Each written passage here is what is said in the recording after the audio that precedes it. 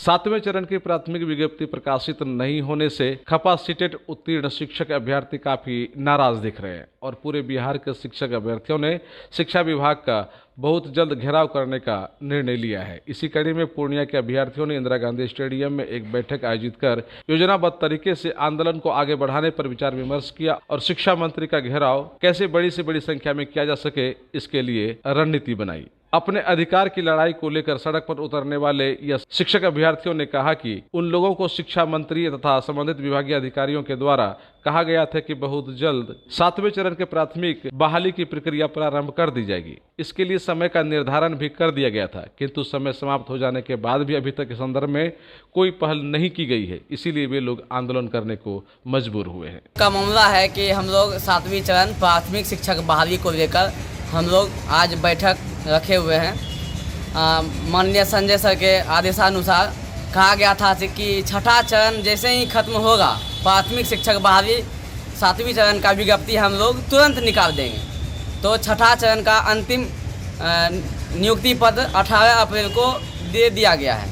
उसके बावजूद हम लोग का मांग है कि अविलंब 7वें चरण की प्राथमिक शिक्षक बहाली निकाले। इसलिए हम लोग 26 अप्रैल को पटना में शिक्षा मंत्री के पास जा रहे हैं। उसको लेकर आज इंदिरा गांधी स्टेडियम पूर्णिया में बैठक का आयोजन रखे हुए हैं। इसलिए सरकार से मांग है कि 7वीं चरण प्राथमिक शिक्षक बहाली और विलंब दे, जिससे हम लोग का बहाली हो सके। हम लोग 3 साल से इंतजार कर रहे हैं। 3 साल से वंचित अभ्यर्थी हैं, सीटेट बीटेट उत्तीर्ण अभ्यर्थी। सरकार के द्वारा कहा गया था कि आप लोगों को जो है मतलब शिक्षा मंत्री के द्वारा कहा गया था कि मार्च के अंतिम सप्ताह में हम आपका विज्ञप्ति जारी कर देंगे 7वें चरण की प्राथमिक विज्ञप्ति। डेट बढ़ाते अप्रैल में आया। फिर जब हम लोग सचिवालय का दौरा किए तो सचिवालय में जो अपर मुख्य सचिव हैं संजय सर, उनके द्वारा कहा गया कि अप्रैल के फर्स्ट वीक में हम छठा चरण समाप्त करेंगे और आप लोगों को जो है अप्रैल के फर्स्ट वीक में ही जो है हम लोग जारी कर देंगे 7वें चरण की प्राथमिक विज्ञप्ति। लेकिन ये नहीं हुआ। तब लास्ट में कहा गया कि जैसे ही छठा खत्म होगा आप लोग की प्राथमिक विज्ञप्ति जारी करेंगे।